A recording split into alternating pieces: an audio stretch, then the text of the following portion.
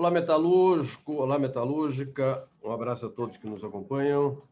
Trabalhador da Ativa, aposentado, pensionista. Eu sou João Franzin, jornalista do sindicato. E nós vamos fazer hoje a última transmissão de live das quintas relativa ao mês, o Março Mulher. Março Mulher é uma iniciativa do movimento sindical e as nossas diretoras em Guarulhos, a Raquel, a Márcia, a Roseli, fizeram uma série de atos e ações, inclusive entrega de um pequeno panfleto em fábricas e depois diversas, entrega de álcool gel e uma série de ações pró-valorização da mulher. Na última quinta, entrevistamos a delegada Rose, que foi a primeira delegada da mulher do Brasil, acho até do mundo, há 35 anos, e que nos contou de sua valorosa experiência, de sua luta, que continua contra a violência, né, doméstica e pela pacificação das relações entre homens e mulheres, sobretudo, para que um ambiente familiar seja um ambiente harmônico e não uma faixa de Gaza, uma praça de guerra. Hoje nós recebemos aqui uma amiga do sindicato e amiga do movimento sindical, amiga da democracia brasileira, que é a Alda Marcantoni, engenheira, doutora Alda. A Alda muita gente conhece, mas para quem não sabe, ela é engenheira, ela é mineira, ela foi do Conselho da Condição Feminina aqui do Estado de São Paulo, presidiu, inclusive, o Conselho, foi secretária da Relação de Trabalho, quando eu a conheci, e depois também secretária do Menor. E foi vice-prefeita da capital paulista na gestão do Gilberto Kassab. Então, eu quero agradecer muitíssimo a Alda e dizer que nós vamos falar hoje, doutora Alda, sobre as lutas cidadãs da mulher. Tudo bem contigo? Tudo bem, apesar de todas as dificuldades que nós estamos enfrentando, mas eu estou feliz e agradecida pelo convite. Quero enviar um grande abraço à Roseli e às suas companheiras do Sindicato dos Metalúrgicos de Guarulhos e região, das mulheres sindicalizadas, dos homens também. Um abraço especial ao meu amigo presidente Zé Pereira e outro a você, João Franzin, que eu tenho muita alegria em reencontrar. Eu tenho a impressão que nós nos vimos lá nos idos de 1986, e eu guardo por você a grande admiração e respeito. Portanto, neste mês de lutas, que é dedicado à mulher no mundo inteiro, eu quero dizer que, apesar das dificuldades que o mundo está enfrentando com a pandemia, eu tenho muita alegria, muita honra de falar com os sindicatos, com as pessoas, com os membros, com os filiados e filiadas do Sindicato dos Metalúrgicos de Guarulhos. Querido sindicato. Obrigado, Alda. Vou tirar o doutora, pode? Claro! Obrigado, nunca Alda. existiu. Eu quero fazer aqui um registro triste, que nós perdemos duas pessoas muito valorosas do sindicato, que nos ajudaram muito, que foi o Carlão, né, que ele foi funcionário do sindicato e ajudava muito na parte esportiva, sobretudo, e o Tota, que foi metalúrgico, foi diretor do sindicato. Era um homem muito simples, assim, muito autêntico, né? Aquela simplicidade do lavrador, do camponês. Eu conversava muito com o Tota. De alguns anos para cá, não nos vimos mais. Então, transmitir aqui um abraço aos familiares, aos companheiros. E, nesse momento, tem muita resignação, porque não há o que fazer. Eu apresento meus sentimentos de pesar aos amigos, aos familiares. E lembro também do Plínio Sarti, que foi, a semana passada, faleceu, é um grande amigo do movimento sindical e também da UIM Brasil, onde eu tinha parceria com ele na UIM Brasil. Uma grande perda, meu pesar público. O Plínio, né, foi secretário do Trabalho também, o Plínio foi advogado da Federação dos Metalúrgicos, a qual esse sindicato faz parte, e integrava o Sindicato Nacional dos Aposentados. Portanto, um homem ativo, muito inteligente, muito culto. Exatamente. De se lidar, a grande articulador muito competente, assim, nas coisas da política. Uma perda dura, viu? Dura, verdade. Grande perda. Doutora Alda. Sim. Eu estava pensando esses dias em algumas lutas, não naquela luta lá atrás, dos outros séculos das mulheres, mas em lutas mais recentes, como, por exemplo, quando houve a luta pela anistia, Sim. Porque teve a ditadura, brasileiros foram caçados, foram punidos, foram banidos, e aí a sociedade começou a lutar para que os brasileiros tivessem o direito de voltar a viver na sua pátria. Né? E a lei da anistia conseguimos com muita negociação, muita luta em 79. Uma das líderes da luta pela anistia foi a Terezinha Zerbini, advogada, pessoa extraordinária. Né? Entre os anos 70 e os anos 80, explodiu a inflação no Brasil e teve a luta contra a carestia, contra o custo de vida. E quem dirigiu as mulheres contra a luta contra a carestia foram as mulheres. Então, eu quero situar dois momentos muito importantes da vida brasileira em que as mulheres estiveram presentes. Bem, qual é o grande desafio da mulher brasileira hoje em termos de lutas sociais? É a vacinação? É se defender da violência? O que você considera? Olha, Francine, você sabe muito melhor que eu. Em todas as crises, a primeira a perder o emprego é a mulher. Nas guerras, elas até foram chamadas, historicamente, na Segunda Guerra, na Primeira Guerra e na Segunda Guerra, elas foram chamadas para as fábricas, inclusive para as fábricas de armas, para substituir os homens que iam para as trincheiras. Quando os homens voltavam na paz, elas perdiam aquela vida de trabalhadora fora de casa, que elas tinham a experiência que elas ganharam, era tudo jogado fora, e volta para casa, volta a ser dona de casa. Então, a vida das mulheres tem sido um tobogã, sobe e desce. E agora, com essa pandemia, a desgraça é grande na área da violência doméstica, porque o número de feminicídios que são registrados aumentaram muito. Então, nós trabalhamos, eu com minhas companheiras no PSD Mulher, nós estamos com este tema principal de luta em 2020 e, novamente, 2021, porque não melhorou, só piora. Então, infelizmente, a natureza nos dotou de um físico que não adianta brigar com o homem, porque um homem muito fraco é provável que bate bastante numa mulher e submete uma mulher forte. É incrível isso. Mas muitos homens se valem da questão física, muitos não precisam nem de arma de fogo. Eles matam com as próprias mãos, esganando as mulheres, matam com faca. E uma característica do feminicídio, João Franzin, é a destruição do rosto da mulher. O marido não se contenta em matar, marido, companheiro, ex-companheiro, ele não se contenta em matar, ele quer destruir e ele dá facadas no rosto. É um crime de grande ódio, de difícil combate, porque ele acontece dentro das famílias e nós precisamos criar canais, que, aliás, existem hoje, mas nós precisamos fazer chegar a todas as mulheres a uma situação em que ela possa pedir ajuda. Já existe o sinal X, que ela pode fazer até com batom na palma da mão. Existem alguns sinais que ela pode, sem falar, dizer para alguém que a está atendendo, ou numa farmácia, ou no mercado, sem alertar o companheiro que está perto, para denunciar a violência. Nossa luta agora é essa, é fazer chegar ao interior dos lares, às mulheres que sofrem violência, a possibilidade dela buscar ajuda, porque existem canais, existem telefones que ela pode recorrer.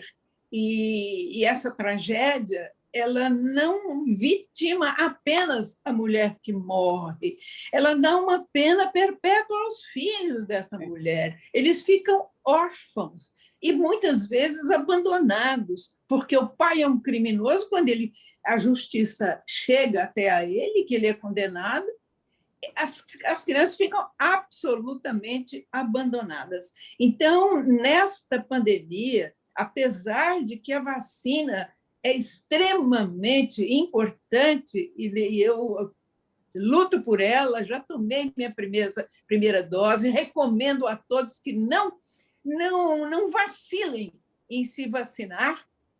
Eu acho que o pior pedaço, o pior drama hoje é a tragédia da violência doméstica, a violência silenciosa, a violência que acontece em quatro paredes. Perfeito. Alda, nós já temos aqui várias participações. Uma colega nossa, Ana Paula, de Pojuca, Pernambuco. Opa. A internet é bacana, né? Por causa a Lúcia Ottoni. Conheço a Ana Paula. A Lúcia, que foi diretora do sindicato, Lúcia Ottoni, um abraço à Lúcia. A Raquel Jesus, que é diretora, integra o departamento feminino. Raquel. A Ana Paula diz: boa tarde, doutora Alda, grande liderança feminina do PSD Mulher. Basta de violência, pare de nos matar. A Regina Célia também manda aqui um comunicado. E a Ana Paula de Pojuca diz que as mulheres têm que ligar para o 180. Quero crer que lá deve ser 80, aqui é 190. O 180 é o nacional, é o número 180 é o nacional. 180 nacional. Rômulo, quem estiver nos acompanhando, eu vou marcar esse 180 e fazer um card para a gente colocar no site e no Facebook do sindicato. Doutora Alda, queria falar um pouco de uma experiência que eu acompanhei de perto e achei foi uma experiência tão importante e não foi levada adiante no Brasil, que foi a Secretaria do Menor. No fim dos anos 80, meados dos anos 80, até talvez começo dos anos 90, eu moro no centro de São Paulo, vivo aqui há mais de 35 anos, vivia metade americana, metade aqui, mas nunca me desliguei do centro, né? E a gente andava aqui, tinha muito trombadinha, né? Tinha a chamada menor abandonado. Hoje, desgraçadamente, há muitos maiores abandonados dormindo aqui pelas ruas e calçadas. E aquelas crianças, 10, 12, 13 anos, para cometer violência era papum, assalto, facada, e vinham em verdadeiros bandos atacar as vítimas e tal. E se pensou, acho que foi, não sei se foi no governo o Quercia, se foi no governo Montoro, se pensou numa Secretaria do Menor. E você foi a titular daquela secretaria. Foi. Então, por que se criou aquela Secretaria do Menor e qual foi o efeito prático e positivo que ela teve na vida do povo paulista? Olha, ela teve efeito prático na vida das crianças brasileiras, porque nós fizemos uma experiência tão inovadora que influenciou a Constituinte de 88. Eu recebi... se você lembra, o governo era o Collor, a secretária era Fátima Bezerra, mas o diretor da área de crianças do Ministério era o professor Antônio Carlos Gomes da Costa. E ele era uma pessoa muito dedicada, a vida inteira dedicada aos estudos e a trabalhos da proteção integral das crianças. E nós fizemos aqui em São Paulo tudo que não era feito em lugar nenhum, tanto que eu recebi mais de 120 delegações estrangeiras visitando o que a gente fazia. O que foi de novo? Antes da Secretaria do Menor do Estado de São Paulo, a criança no Brasil, João, ela aparecia em um único local da legislação brasileira. Era a legislação trabalhista, que dizia a criança, a partir dos 12 anos, pode legalmente trabalhar. Era o único lugar onde aparecia a palavra criança. E a atitude do poder público eram duas atitudes. Com criança pobre, criança carente, era o assistencialismo. Hoje, um prato de comida, amanhã, uma consulta de médico, depois uma roupa, mas nada que mudasse a história de vida da criança. E para a criança em conflito com a lei, era a prisão, os muros, intramuros da FEBEM. Nós resolvemos fazer outra coisa. Nós destacamos as necessidades de uma criança. A criança e o adolescente precisam de proteção integral. E nós fomos listando as necessidades, desde creche, pré-escola e depois complementação do horário escolar. Mas não era só isso. A criança pobre chegava com o dente estragado ou com a barriguinha grande, prenunciando verminose, e João, eram muitas necessidades e nós fomos fazendo um programa para cada um. Por quê? Porque nós fizemos até uma escola de treinamento de profissionais, porque nós não tínhamos uns educadores. Tratava-se qualquer tipo, criança violentada dentro de casa, com o mesmo procedimento da criança em conflito com a lei. Então, nós começamos a separar tudo e fizemos 14 diferentes programas. Mas eles tiveram um efeito tão grande, nós tivemos não é um prêmio, mas foi uma honraria da ONU que reconheceu que dos 14 programas, 8 foram criados como modelos, receberam o título de Modelos para o Mundo. Em 1988, a ONU mandou aqui em São Paulo, filmou todos os programas, sentou comigo, sentou com os técnicos e fez um relatório. Ela estava procurando naquele ano, os 10 melhores programas dedicados a crianças e adolescentes no mundo. E eles escolheram 8 brasileiros, os 8 de São Paulo, os 8 da Secretaria do Menor. Então, isso teve uma repercussão muito grande. E eu comecei, a própria ONU divulgou isso para os países membros e eles começaram a vir delegação. Eu comecei a ouvir a realidade do Japão, da Índia, da Itália. Foi uma coisa assim, de muita surpresa, inclusive, porque a delegação japonesa que visitou tudo, o hábito era assim, nós fizemos um ônibus com uma televisão e um videocassete, porque não tinha internet naquela época, e eles visitavam os equipamentos, conversavam com os técnicos, conversavam com as crianças, e no fim da tarde vinham conversar comigo na sede da secretaria. E eu fiquei muito impactada com a delegação do Japão. Eles ficaram deslumbrados com o Circo Escola, porque era uma escola de circo, junto com a escola de artes plásticas, junto com leitura, eram 3 leituras culturais no mesmo ambiente. E eles ficaram apaixonados, porque a ideia na escola de circo estava implícita a ideia da liberdade, a ideia de superar dificuldades. Tudo que se ensinava no circo envolvia risco, e a criança tinha que ter coragem para superar aquele risco. Quando ela conseguia se equilibrar, por exemplo, numa corda bamba, que a gente chama corda bamba, lá arame esticado, quando ela conseguia andar naquilo, significava que ela tinha vencido o medo, ela ficava uma pessoa mais segura.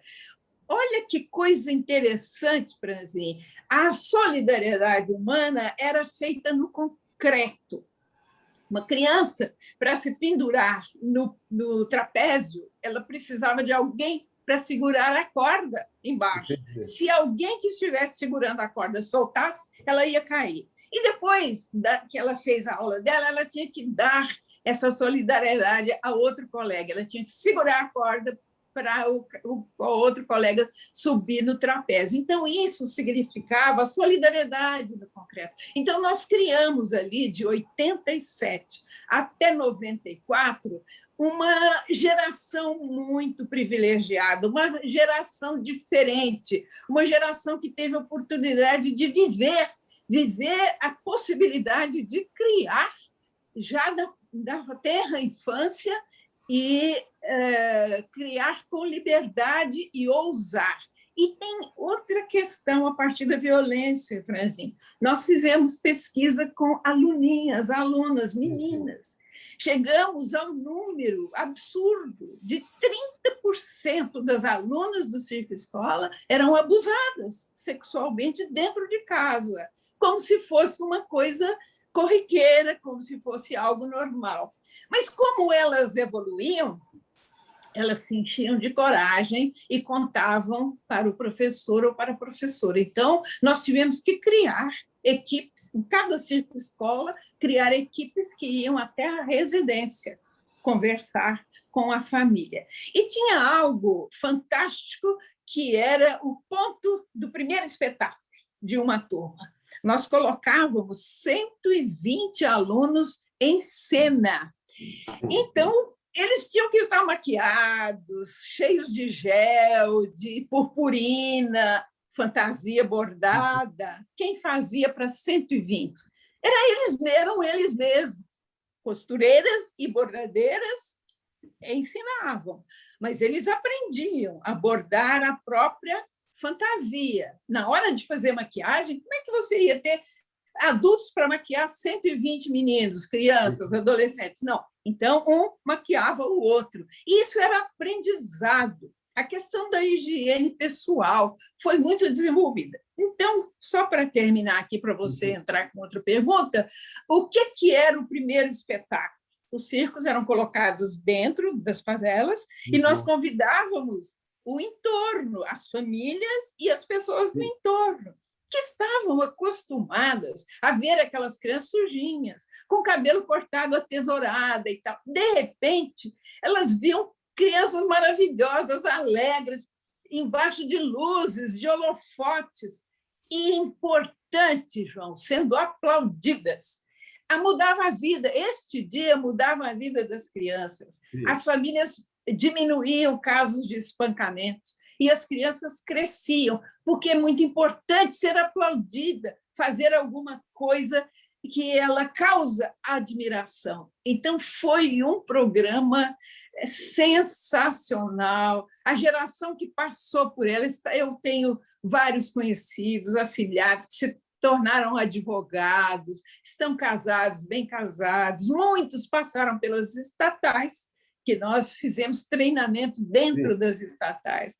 Olha, foi algo extraordinário, mas no Brasil mudou quem está no poder, é outro partido. O que ele faz, em primeiro lugar, é desmanchar o que ele encontra de bom. E isso aconteceu na alternância de poder no governo do Estado de São Paulo, infelizmente, um trabalho reconhecido pela ONU, uma escola internacional de formação, inclusive prédios que estavam destinados a atender crianças foram cedidos ao Poder Judiciário. Então, é muito triste ver o que acontece no Brasil. Uma alternância de poder é um perigo no Brasil. Doutora Alda, mas nós temos que, como eu estava brincando com um amigo meu ontem, né, conversando aqui, nós temos que ser a eterna resistência francesa, né? A nós cabe resistir sempre, né, e ser persistentes. Eu tenho aqui várias já mensagens, outras mensagens. O Rômulo, que trabalha com a gente, diz, não, 180 anotado, beleza, Rômulo. A Yara Pereira da Silva, um abraço das diretoras do Sindicato Metalúrgico de São Paulo, que está mandando para as diretoras de Guarulhos. Outra querida. Yara Pereira da Silva. Adriana Flose, grande líder, querida Alda Marco Antônio. Adriana é minha vice no PSD Mulher Nacional e ela é secretária importantíssima municipal, secretária municipal em Campinas, uma grande mulher, vice-presidente, presidente da Associação Comercial de Campinas. Que bacana. A Melanie, ela é do PSD Guarulhos, Baixa Violência contra as Mulheres. Aí a Roseli, a nossa diretora. A Camila Soares também manda um abraço. Boa tarde, Alda Marco Antônio, exemplo de pessoa de grande. Obrigada, Camila. Obrigada, Mel. A Mel é filha de uma amiga minha. A Roseli pergunta. Ela vai voltar ao tema das mulheres. Roseli, só um minutinho que eu quero esgotar essa questão dos menores. Alda Marco Antônio, foi uma experiência extraordinária, a Secretaria do Menor, né? Foi não só um programa, uma política, na verdade, que era preenchida e ocupada por vários programas que se integravam e que também tinham um impacto social altamente positivo. Você já publicou um livro sobre essa experiência? Não, ainda não publiquei. Nós fizemos vários livros, 4, contando os programas, dando a base teórica do que foi feito. Mas um livro pessoal, não fiz. Você não acha necessário, importante? Mas o grande impacto da minha vida com relação à criança foi na Secretaria do Trabalho. Assim. Sim, na Secretaria do Trabalho, quando nas fiscalizações no campo, eu encontrei crianças até com 5 anos de idade já com ferimentos de ações no trabalho, porque ajudavam a tirar carvão dos fornos quentes, porque recolhiam na lenha, naquela zona recolhiam coisas com ácidos, coletavam a resina que se tira das árvores, mas ela tem que ter ácido no recipiente, senão ela endurece. E eles consideram esse trabalho muito leve, eram as crianças menores que fazem esse trabalho. Aí o ácido escorria. Todas as pernas das crianças que eu encontrei em Angatuba, Itapetininga, tinham as pernas feridas, cheias de cicatrizes. Então, tem gente que não acredita. Eu tenho 10.000 fotos, documentos e tenho matérias jornalísticas de televisão mostrando a tragédia que foi em 1986 encontrar trabalho na condição análoga de escravos aqui no nosso estado de São Paulo, estado mais rico da nação. Sobre a Secretaria do Trabalho, eu quero aqui dar um depoimento que, na época, atuava o Sindicato dos Têxteis de Americana e dos trabalhadores na indústria de borracha. Na borracha, nós não tínhamos problema de menores trabalhando à noite, mas nas tecelagens era comum e era proibido o trabalho do menor. No turno das 10 às 6 da manhã, 5h30 da manhã, colocarem crianças. E a Secretaria fez várias inspeções, fiscalizações, e nós combatemos efetivamente aqueles abusos. E vou te contar um detalhe que aconteceu, só para você ter uma ideia. O presidente do sindicato, então, era o Antônio Dirceu de Leão, que era uma grande figura humana, né? Um homem assim, porque eu tenho muito respeito. E o que o patrão fez? Após uma fiscalização, o patrão mandou os menores embora. Aí o pai foi lá no sindicato e disse: ô, Leão, agora que a tecelagem mandou meu filho embora, arruma um emprego para ele aqui no sindicato, já que você desempregou meu filho. O Leão, como era para ver o curso, disse assim: eu não vou arrumar emprego aqui no sindicato porque o que eu fiz foi cumprir meu papel de dirigente sindical, combater a exploração de criança. E aqui o sindicato também não tem esse papel de empregar pessoas. Agora, está na hora de você criar vergonha e parar de explorar seus filhos e trabalhar, né? Legal. Mas eu quase fui apedrejada em Iguape, porque tirei criança da serra. Criança já com o dedo decepado. Olha que ironia, João. Aquela árvore chamada cacheta, que dá na água ali no litoral, ela é retirada e fazem uns taquinhos e mandam para as fábricas de lápis. Ela é boa para fazer lápis, porque ela é macia. E botavam crianças na serraria sem nenhuma proteção, e eu encontrei várias crianças já com o dedo decepado. E eu fiz uma incursão lá com os fiscais e houve uma revolta de uma advogada dos patrões, lá dos donos das serrarias, e eu fui para conversar na Câmara Municipal de Iguape, e quem foi na minha frente chegou na estrada e falou: não entra na cidade, porque as mães das crianças com o advogado estão esperando a senhora para apedrejar o carro. Eu falei: agora que eu vou, quero ver se elas vão fazer isso mesmo. Passei bem devagar por elas e elas estavam com pedras na mão, mas não atiraram. Eu fui para a Câmara, elas foram, tem tudo gravado em vídeo, viu, João? E foi muito tensa a reunião. O argumento é que eu tinha tirado o pão da família. Criança de 12 anos tinha que trabalhar para sustentar a família.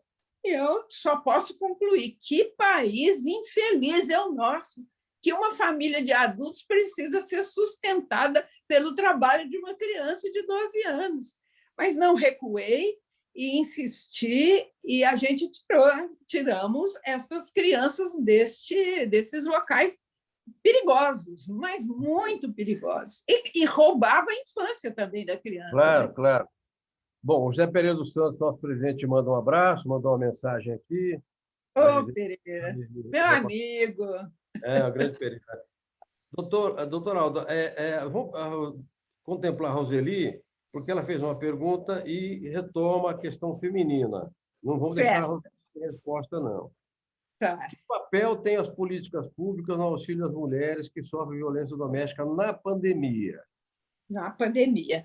Olha, as políticas públicas dedicadas a combater a violência doméstica, elas provavelmente existiram antes, mas eu não conheço, elas nasceram com a primeira Delegacia de Defesa da Mulher aqui em São Paulo. Eu vou dizer como é que surgiu a ideia. Eu estava na interinidade da presidência do Conselho, fizemos um seminário e recebemos assistentes sociais que trabalhavam nas delegacias, uma novidade que o Montoro tinha criado.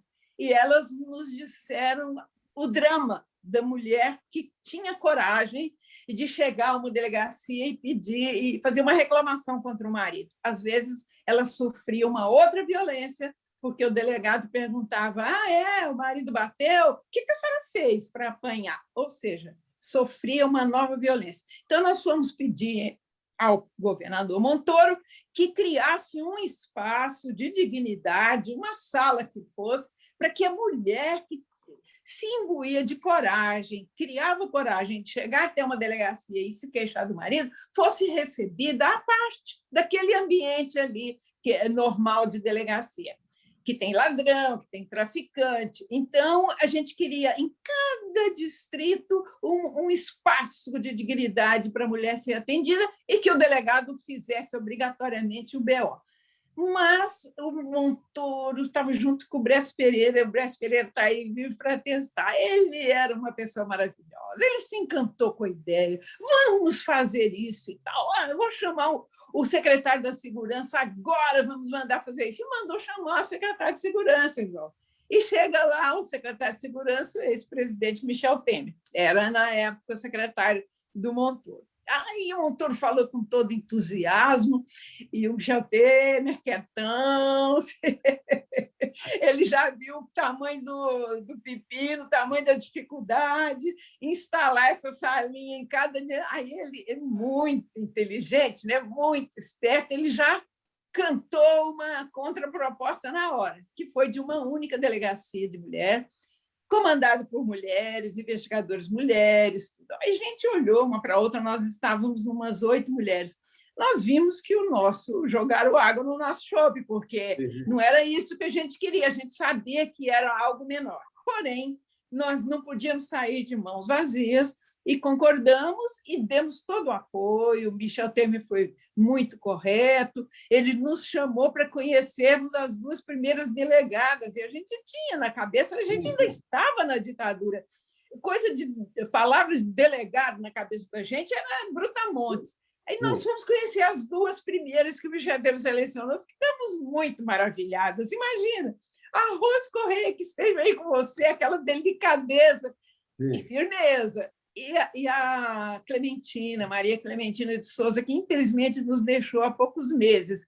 Mas 2 mulheres lindíssimas, maravilhosas, com toda a fragilidade de mulher, porém com firmeza de propósito, de atuação. E elas foram sensacionais, porque elas aceitaram as mulheres do Conselho da Condição Feminina o tempo inteiro com elas, na implantação. E foi precioso esse caminho que nós fizemos junto com as delegadas. E eu vou te dizer uma coisa, Franzinha. Uma ONG pode se matar, que ela, às vezes, se ela tiver forças para atender 10 mulheres, ela não vai atender a 11ª porque ela não tem força para isso. Mas a política pública, olha a diferença, a política pública é obrigada a atender todos que dela precisam.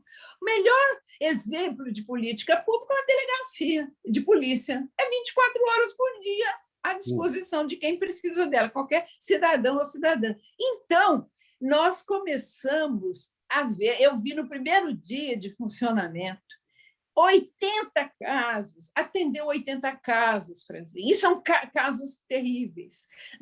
Mais ou menos às 5 horas da tarde, entrou uma mulher que comoveu a todas. Ela estava queimada aqui do lado com um ferro elétrico. O marido pegou um ferro quente e grudou, ela tinha perdido, ela não tinha mais a orelha.